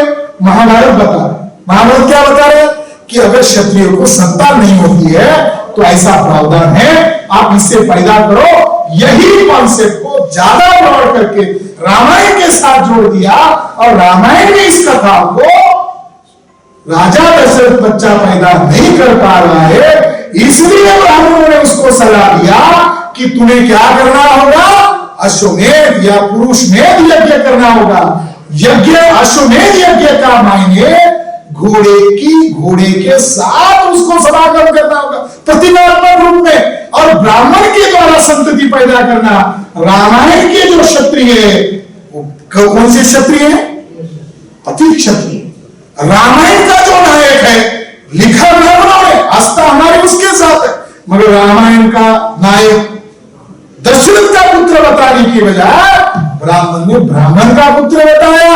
ये एक बड़ा बैटल है और इसको इंदाबाजी, हरकाबाजी और कई साधनों से ओपन किया जा सकता है। साथियों, युद्ध हुआ, युद्ध का क्या मापदंड है? तो महाभारत में लिखा ये दैवी युद्ध है।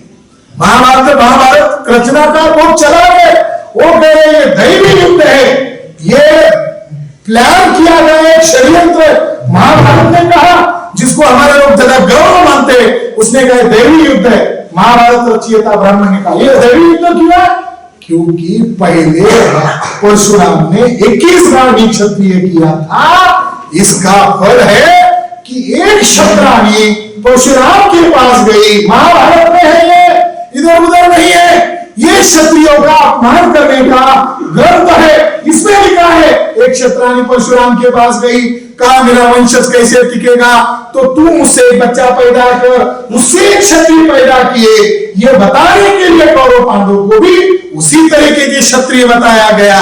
फिर ये मैदान में आए तो ये कह रहे दैवी युद्ध इसीलिए है क्योंकि परशुराम ने क्षत्रियों को मारा, मारने के बावजूद उसने परशुराम से एक संतान पैदा की, वो बढ़ गई, बढ़ने के बाद फिर युद्ध होगा और वो युद्ध कुरुक्षेत्र में होगा।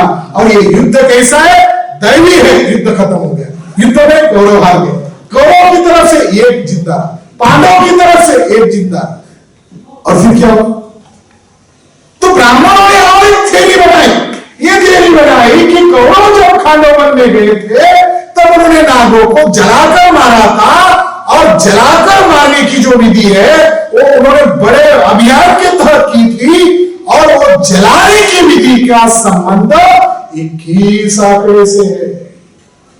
वो जो 21 आंकड़ा है क्या?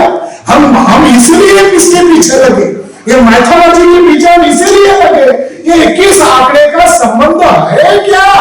तो महाभारत के रचनाकारों ने थोड़ी गोलमाल भाषा में लिखा, हिंदी में मैसेज दिया, दोनों तरफ से एक एक बचा, मगर जो पांडव की तरफ से बचा था उसको चिंता हो रही थी कि मेरे पांडवों ने, मेरे पूर्वजों ने नागों को जलाकर मारा था, मगर एक अगस्त्य मुनि ने एक को बचाया था, कल वो आकर मेरा भी मर्डर कर सकता है। इसलिए वो ऐसी सुरक्षित जगह पर रहता है कि उसको कोई मिल नहीं सकता। मगर एक व्यक्ति उसको नहीं आया और उस नाग ने उसके पुष्पहार में अंदर अपने को छुपा लिया। जैसे ही उसके गले में हार पड़ा, नाग खुलकर बाहर आया और उसने उस पांडव के वंशज को मार डाला। ऐसा बताने के बाद महाभारत के रचयिता अंत में संदेश देते हुए कहते हैं कि ये लड़ाई दैवी युद्ध है, ये चलता ही रहेगा। क्यों? क्योंकि ये लड़ाई परशुराम ने शुरू की। परशुराम किसको मारेगा? क्षत्रियों को मारेगा। अगर क्षत्रियों को बचना है तो क्या करना पड़ेगा?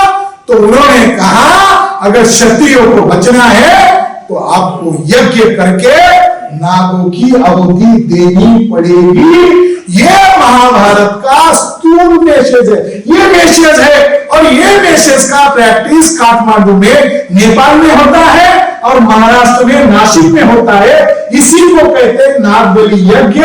नागबलि यज्ञ कितने लोगों को मालूम है? मैं कहता हूं भारत के तमाम लोगों को मालूम है। कैसे मालूम है? क्या उनको धर्म ग्रंथ की इतनी गहराई वाली जानकारी मालूम है? नहीं। यह जानकारी किसने फैलाई? सचिन तेंदुलकर।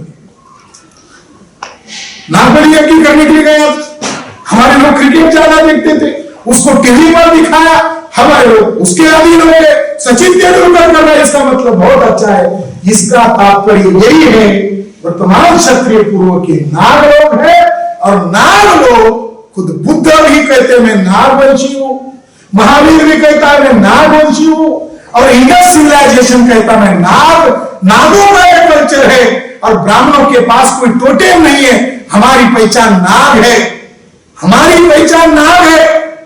मुझे एक रिकॉर्ड मिला जो वर्तमान में राजपूत कहते हैं, राजपूत लोगों को एक ब्रिटिश पीरियड में यानी प्राचीन आधुनिक काल में एक व्यक्ति आया, ट्रैवलर आया इंडिया, बुचानन, उसका नाम है बुचानन।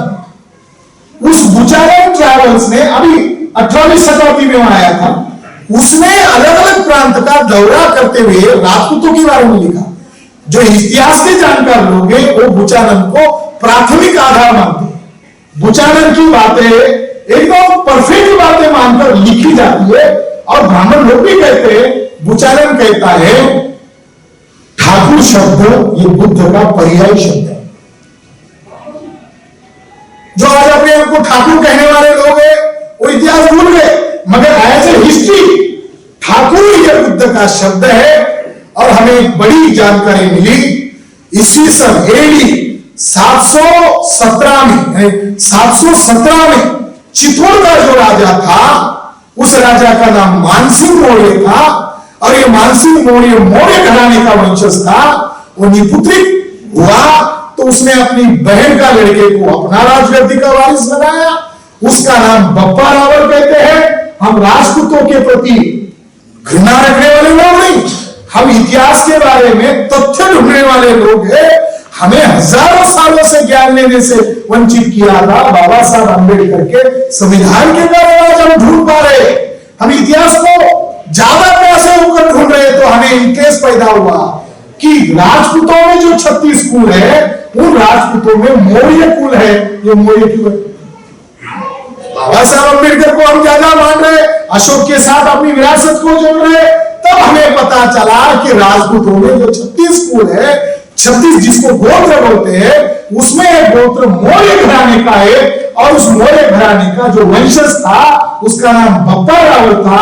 उसने अपनी शाखा आगे चलाई, उसी शाखा को सम्राट शिवाजी महाराज ने कहा मैं सिसोदिया घराने से हूं, गुहिल या सिसोदिया ये उस घराने से है। और 1881 में जो बॉम्बे गैजेट आया, बॉम्बे गैजेट में लिखा हमें पाया कि शिवाजी, छत्रपति शिवाजी महाराज डायरेक्ट मौर्य डायनेस्टी से, और वो सिसोदिया से, और सिसोदिया का कनेक्शन बप्पा रावल से, और बप्पा रावल का कनेक्शन आगे कहां पर है? तो बप्पा रावल का कनेक्शन महाराणा प्रताप साहब। तो ये जो राजपूत कहने वाली कम्युनिटी है, इसका इतिहास पूर्ण रूप से बौद्ध धर्म से जुड़ा हुआ है। मैं अधिक मेरी बात नहीं कहता हूं, केवल एक प्रमाण आप लोगों को देना चाहता हूं, जिसके संदर्भ में मुझे आपको बताना जरूरी, क्योंकि ये जो कार्यक्रम हो रहा है ये लाइव हो रहा है, और हमारे लोगों को कोई किंतु परंतु नहीं होना चाहिए। इसलिए एक प्रमाण हमें ऐसा मिला जिसको आप लोगों को जानना और समझना बहुत जरूरी है। वो प्रमाण ये है कि राजपूत कहने वाले जो लोग हैं ये मूलतः बुद्धिस्ट कैसे, राजपूत जो कम्युनिटी है वो बुद्धिस्ट कैसे, इसका प्रमाण हमें ये मिला कि इसके कुछ स्कॉलर लोग हैं, वो कहते हैं कि जैसे हटर नामक स्कॉलर है जिसने कास्ट का बहुत ज्यादा स्टडी किया, उसका यह कहना है कि ब्राह्मण शंकराचार्य ने 8वीं शताब्दी में जो अभियान चलाया उसको शांकर भाष्य के रूप में रिकॉर्ड में आया, और तिब्बत के रिकॉर्ड में भी शंकराचार्य का हिंसक अभियान का अल्टरनेट भी किया हमारे पास। तो शंकराचार्य उधर गए राजस्थान में चित्तौड़ में गया, और वहां पर अबू पर्वत है, अबू पर्वत पर यज्ञ किया। अभी मैं शब्दकोश पढ़ रहा था, पहले मुझे मालूम नहीं था, अभी किताब लिखने के बाद मैं शब्दकोश को, पुराने शब्दकोश को पढ़ रहा था। अबू का मतलब नाग होता है, यानी उसने एक यज्ञ किया। वो यज्ञ कहने के बाद उन्होंने क्या कहा, जैसे गुजर लोग भी राजपूत पर दावा कर रहे, जाट लोग भी राजपूत पर दावा कर रहे, उसी तरह जाट और गुजर का झगड़ा नहीं चल रहा है, ज्यादा नॉर्थ इंडिया में लोध राजपूत है। ज्यादा झगड़ा राजपूतों का राजपूत में चल रहा है।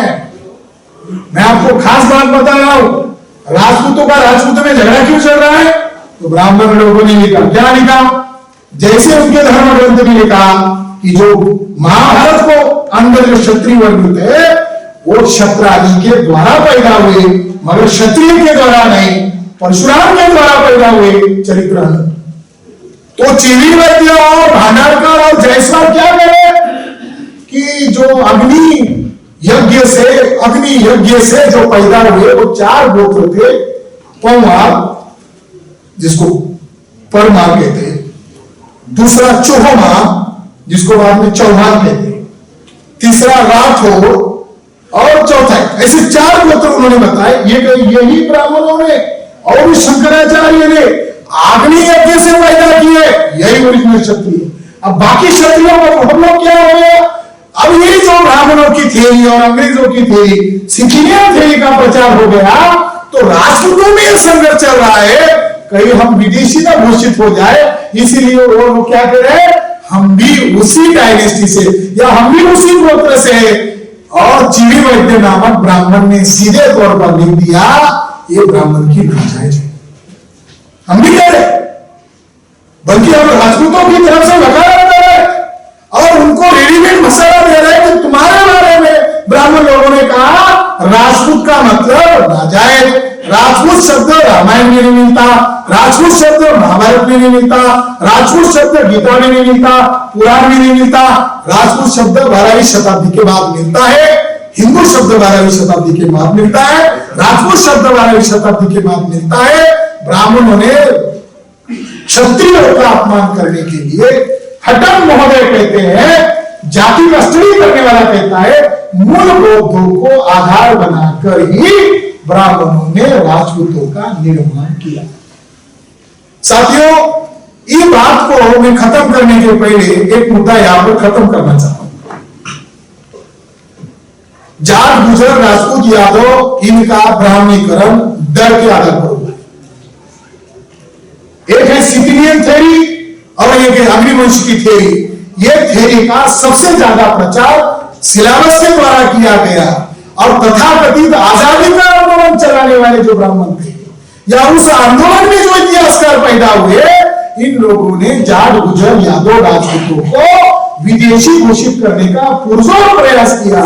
हम अभी इस बात को लेकर चिंतित है और हम धन्यवाद देते हैं जस्टिस वीरेंद्र कुमार यादव साहब का कि उन्होंने जो बात यहां उठाई है, राजपूत लोग इसके बारे में चिंतन करें, जाट, गुजर, यादव इसके बारे में चिंतन करें। ब्राह्मणवादी लोगों ने, आरएसएस, बीजेपी लोगों ने जो सीए, एनआरसी, एनपीआर जो लागू किया है, अगर ये लोगों ने जोर जबरदस्ती से भारत में लागू किया तो पहले नंबर पर नागरिकता सिद्ध करने में जो लोग विफल होंगे वो जाट होंगे, गुजर होंगे, अहीर होंगे और राजपूत होंगे। हम लोग एससी, एसटी, ओबीसी के लोग, हम लोग सभी 6,500 जातियों को इकट्ठा कर रहे हैं। हमारे पास साधनों की कमी है, फिर भी हम ये लड़ाई 2-2,500 साल से लड़ रहे हैं और हम ब्राह्मणों के साथ समझौदारी मैदान में उतार कर लड़ रहे हैं। मगर जाट, गुजर, राजपूत ये लोग एट्रोसिटी एक्ट रद्द हो, इसके लिए ब्राह्मणों ने मैदान में उतारे। मुझे मालूम है, मुझे जो प्रतिक्रिया आई, मेरे लोगों के द्वारा प्रतिक्रिया आई, ये लोग हमारे ऊपर जुल्म करते, ये लोग हमको घोड़ी पर बैठने नहीं देते, ये लोग हमें मूंछ रखने नहीं देते, बाबा साहब अम्बेडकर का टी-शर्ट पहना तो मर्डर कर देते हैं। आप उन लोगों का इतिहास क्यों बता रहे हो? हमें उनसे कुछ लेना देना नहीं है। हम लोग हमारे लोगों को समझा रहे हैं, प्रतिक्रिया हो रही है, हम हमारे लोगों को समझा रहे हैं। तो समझाने का तरीका क्या है? डरा कर, धमका कर नहीं। फिर हमने सोचा इनको भी समझाना है और इनको भी समझाना है। मैं अंतिम में फैसला देता हूं, जाट है को, गुजर है को, आपने पूछा तो इसीलिए मैं आपको लास्ट में ब्रीफली बता रहा हूं कि डीएनए रिपोर्ट हुआ, इसके अंदर एक लास्ट चैप्टर है, डीएनए के आधार पर जाट कौन है, ये धर्मशास्त्र के आधार पर कभी एंड होगा नहीं, डिबेट तो चलता ही रहेगा। डीएनए के आधार पर जाट कौन है, डीएनए के आधार पर गुजर कौन है, डीएनए के आधार पर राजपूत कौन है, क्योंकि माइकल बामशेट की थ्योरी का तो हमने सबसे ज्यादा प्रचार किया। तो वो हमें भी पूछ रहे, अरे आप लोगों ने तो माइकल बामचाप के डीएनए का प्रचार किया और क्षत्रियों को भी विदेशी घोषित कर दिया, अब आगे क्या है? तो डीएनए के बारे में माइकल बामचाप का दूसरा भी डीएनए रिपोर्ट है, जिसके बारे में हमको मालूम नहीं था। वो सैंपल डीएनए टेस्ट था, उसके बाद में उसका डीएनए रिपोर्ट आया।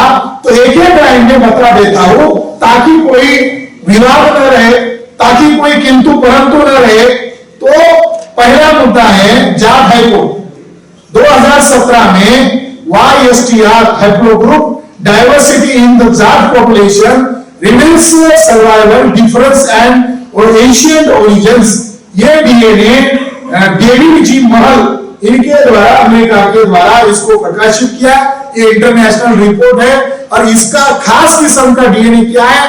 पंजाब के जाट हाईकोर्ट, अफगानिस्तान में इनका क्या रिलेशन है, सिंध प्रांत में इनका क्या कनेक्शन है, इसके बारे में उन्होंने खुले तौर पर कह दिया कि इनका जो डीएनए मिलता है, उन्होंने बहुत सादी शब्दों में हमने इसको बताने का प्रयास किया है। 1931 की जनगणना के अनुसार भारतीय जाट ये भारत में मुख्यतः 3 धर्मों में विभाजित है।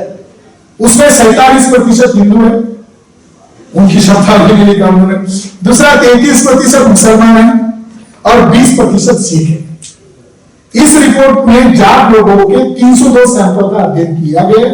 इन 302 सैंपल में 294 ये जाट सैंपल ये भारत के हिंदू जाटों के हैं और केवल 8 सैंपल ये पाकिस्तान के मुस्लिम जाटों के। सिख धर्म के जाट लोगों का समावेश इस रिपोर्ट में नहीं है। इस रिपोर्ट में वाई क्रोमोसोम हैप्लोग्रुप का है, इसलिए पुरुषों में पाए गए वाई क्रोमोसोम ये इस पर आधारित है। इस रिपोर्ट में जाट लोगों में 9 प्रकार के हैप्लोग्रुप पाए गए, जिसमें E, G, H, I, J, L, Q, R, T in groups का समावेश है। उसमें से सबसे अधिक मात्रा में जो पाया गया ग्रुप है वो यल हैप्लोग्रुप है और ये यल हैप्लोग्रुप SC/ST OBC में पाया जाता है। इस ग्रुप का प्रमाण 36.38 है। जो तो 2 नंबर का हैप्लोग्रुप R पाया गया है, उसका प्रमाण 28.5% है। जिसके बाद हैप्लोग्रुप J का प्रमाण 9.6% मिला है और अन्य सभी G, H, I, T यह सब मिलाकर 9.5% है। जाट मूल निवासी है, ये इस डीएनए रिपोर्ट का कहना है। तो अगर जाटों को सिथिनियन कहा जाता है तो ब्राह्मणों के मुंह पर डीएनए रिपोर्ट फेंक कर मारना होगा, मगर इसके लिए जाटों को आगे आना होगा।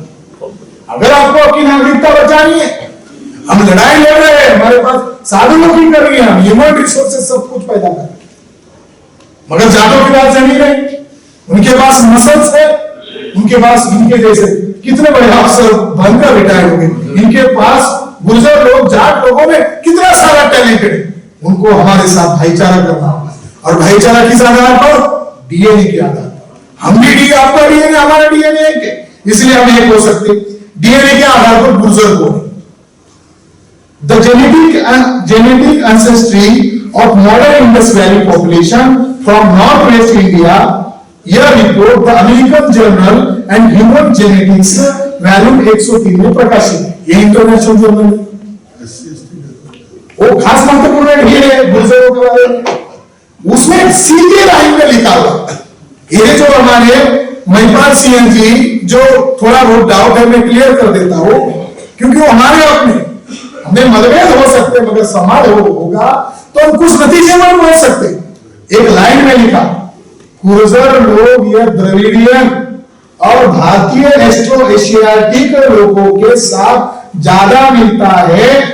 और इसमें यह संशोधन में यह भी लिखा गया है कि राजस्थान के भिल्ल, डमारिया, गरासिना, मीना, सहारिया और राजपूत इन समूहों के 200 ये दूसरा रिपोर्ट है।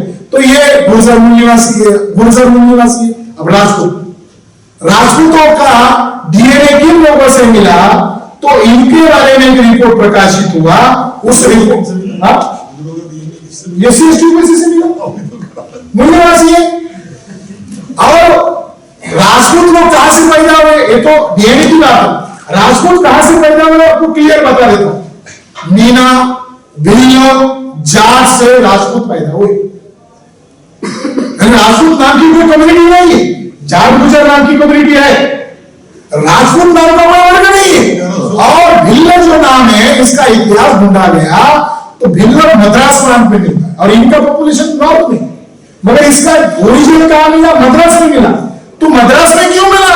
तो ये इंडस से माइग्रेट हुए लोग हैं और इनका 5000 साल पहले का जो नाम है, बड़े कुछ शब्द है जिसके बारे में हम क्यूरियोसिटी पैदा करते हैं। मैं जिस भी गांव में जाता हूं, किसी भी राज्य में जाता हूं, तो मैं बच्चा हो या बुजुर्ग हो तो उनका नाम पूछता हूं, मेरा इंटरेस्ट होता है इसके नाम के पीछे इतिहास है। एक किताबी इतिहास है और एक जीता जागता आदमी इसके पीछे इतिहास है। वैसे हम जातियों के नाम के पीछे भागे तो ये भिल्ल लोग हमारे लिए पूंजी साबित हो गई। भिल्ल शब्द वहालिक या बहालिक कम्युनिटी का वर्तमान अपभ्रंश शब्द है और बहालिक लोग इंडस के वारिस है। भिल्ल लोग तो अच्छी कम्युनिटी। तो राजपूतों का डीएनए रिपोर्ट आया, वो रिपोर्ट को मैं अभी बता देता हूं जो बहुत जरूरी है। तो राजपूतों का जो डीएनए रिपोर्ट आया, माइकल रामशेट ने उसका डीएनए किया। उसका DNA mtDNA variation in caste population in Andhra Pradesh DNA, और उसने आगे लिखा कि राजपूतों का डीएनए भी मूल निवासी लोगों से मैच होता है। मगर वो और एक जो डीएनए राजपूतों के संदर्भ में आया, genetic scape and the 6 population groups in Rajasthan study based on the 12 वहां पर उन्होंने 6 कम्युनिटी का इकट्ठा डीएनए किया जिसमें मीना भिल्ल भी थे और राजपूत भी थे। तो उनका यह कहना है, उन्होंने 221 सैंपल डीएनए लिए और उसका उन्होंने जो निष्कर्ष निकाला ये वर्ल्ड लेवल पर प्रसिद्ध है। तो उनका यह कहना है कि मीना भिल्ल राजपूत, मीना भिल्ल इन लोगों का डीएनए और राजपूतों का डीएनए ज्यादा मैच होता है। भिल्ल लोग अगर इंडस सिविलाइजेशन के राजपूत कहा के, ये जो हमारा जो देखने का दृष्टिकोण है, मत भिन्नता हो सकती है मगर ज्ञान लेकर आप प्रतिवाद करो। ज्ञान लिए अगर आप प्रतिवाद करते हो, जानकारी लिए अगर आप ओपिनियन बनाते हो, तो आपका रिजल्ट, आपका कंक्लूजन गलत हो सकता है। ये मैं क्यों कह रहा हूं?